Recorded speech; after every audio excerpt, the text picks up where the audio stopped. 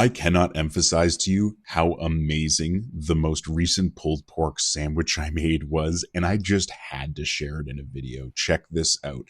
Low and slow pork shoulder, bone in, cooked on my Napoleon charcoal grill using lump charcoal and a little bit of Applewood just to get that smoky perfection. This was the pulled pork sandwich I was left with. Like, seriously, no joke. This was actually the most delicious pulled pork sandwich I think I've ever eaten. Holy cow. Come on along for the ride. I'll walk you through the entire thing. What's up? What's up? It's Saucy Rossy, the Canadian king of backyard barbecue. And check it out. Like I said, am smoking this pork shoulder bone in, because bone in just has better flavor. Today I'm using Honey Hog BBQ by Meat Church, and you can bet yourself that I am fully coating this pork shoulder. It's really important that we get every single side fully coated here, every nook and cranny. We want to make sure we, do top, bottom, left, right, front, back, flip it around. When you're flipping it, a little bit of that seasoning might come off, so reapply it. Like, we seriously want to load this bad boy up. I'm not joking when I say that. Like, look at me go. I'm serious about this. Then, once we get this fully seasoned, we're going to put it in the refrigerator and we're going to let it just rest overnight. That's seriously going to impart these flavors throughout this pork shoulder. Whenever you apply seasoning like this, it's always great to let it kind of rest either at room temperature or like on a wire rack or something in the fridge. Personally, that's the way I like to do pork shoulder, and I think it's the best method for it. You don't need a wire rack. Honestly, you can just make sure you fully season the pork shoulder up and then just kind of rest it in butcher paper. Even tinfoil works, honestly. What's really important with this, though, is making sure you understand how much salt content is inside the dry rub. I try and not let stuff seasoned too crazy long when it has a bunch of salt, because sometimes that can kind of overdo it.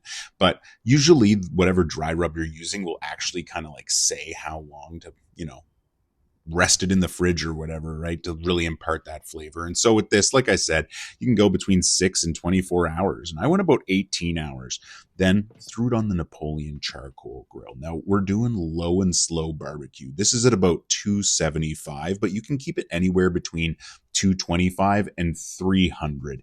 If you do put it to 325, that is also fine. Normally pork shoulders, especially bone-in ones, can take a little more heat, but be careful. Don't overdo it. That's really important here. And as you can see, we're just letting this smoke low and slow. You can see that bark starting to build and form on there. It's looking glorious. That delicious red hue, like, for real, that looks wonderful. And you can see I got my wood down there burning away, imparting that delicious Applewood smoke on this. Man, Applewood goes so perfectly with pork shoulders. Holy cow. Now, when you're doing low and slow barbecue, it's really important you take stuff to the right temperature. And in this case, I brought it up to about 160 internal on the grill. Then I wrapped it in butcher paper and let it finish off in the oven. Now, I personally think that's the best way to do this kind of low and slow pulled pork with a pork shoulder. I mean, if you really want to keep your smoker running while it's wrapped, you can, but the oven, it holds a consistent temperature and it's such an easy way to finish things off, right?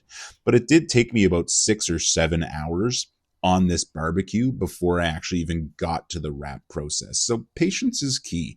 Remember to consistently load in more charcoal and little pieces of wood to keep imparting delicious, smoky barbecue charred flavor. And holy cow, I'm not kidding. Look at this thing render down over time as it's just smoking away here. Like, seriously, look at this shot. Look at that smoke just bellowing out. It looks gorgeous. This pork shoulder was intense. No lie. I was really happy with the results at the end of this. Like, for real. As you can see here, it's sweating away. We got the meat sweats on the go right there around the bone. Holy cow. Now, as you can see, that white smoke from the charcoal, that's because I just threw some fresh charcoal in there. So it's just starting to get lit. But by golly, we got some serious smoke flavor on the go here. I'm pretty stoked about it. Now, that flame there, that's what I want to see. Whenever you have a clean burning flame like that, that's when you get that nice light blue smoke. man, oh man, this looks absolutely delicious. Impeccable as well. You can see right around that bone, those little pools of sweat forming. That's what I want to see. Seriously imparting that bone in flavor on this pork shoulder. Oh, buddy. So at this point, we're coming up on about 6 hours or so here. Like I said before, I let this go low and slow, mainly around 275. At this point, though, I did bump it up to about 300 because I already got all that smoky flavor in there.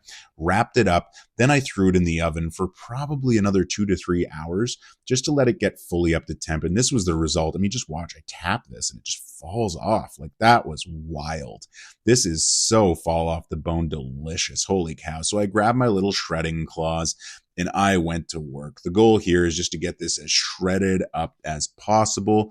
I want this ripped apart so that I can just throw the barbecue sauce of choice right over top. And speaking of, today I'm using Meat Mitch barbecue sauce, the Womp More Bang sauce. Seriously, this stuff was absolutely delicious. I loved every single drizzle, glob, taste of this. Seriously, look at me as I mix this in. Oh, I was so excited. It smelled so good in my kitchen. Now, when you're putting in sauce, it's real important that you get it saucy. No pun intended there. But seriously, check this out. Just glazed to perfection. Nice and moist. We got that barbecue sauce all over. You can see that nice smoke ring imparted. And what I like to do is split it up almost into like pulled pork, like burger size, like patties almost. These little balls, what I can do, I can keep them in the fridge, and whenever I want to, I can just pull them out, heat it up in the oven right quick to bring it back up to temperature, and then make a delicious pulled pork sandwich. Now, at the beginning of the video, I mentioned I was going to make a pulled pork sandwich, and I'm going to keep it basic today, y'all. There's seriously nothing more entry level than this. Look at it. Just a simple bun. I grab myself some French's classic yellow mustard, throw it right on the bun. Nothing complicated here. I go back for some more of that Meat Mitch barbecue sauce. Holy cow. This stuff is so tasty and delicious. We just, put a little bit on each side. Nothing too crazy. Just a nice little drizzle. I love this sauce, especially with a little bit of mustard. Oh, buddy. Then we're going to go in with some slices of pickle. Oh, geez, Louise. I'm almost drooling right now watching this because I know what comes next. Now, I got out the oven, preheated her up. There it is. Look at that little bun burger bliss. Boy, oh boy, this was intense. I'm not lying. The flavor here was just so perfect, so delicious. Now listen, if you like pulled pork and barbecue, make sure you like and subscribe. I'm always dropping these recipes. They're so simple to follow. Anyone can do it at home, just like me. I'm not professionally trained, so come on, like and subscribe. Check out all my recipes. You can do them. I made all of these recipes so that you can cook them at home as well. They're so basic. Oh, buddy. Seriously, thanks again for watching. It means a lot to me. I hope you're having a great day. Take care and stay safe.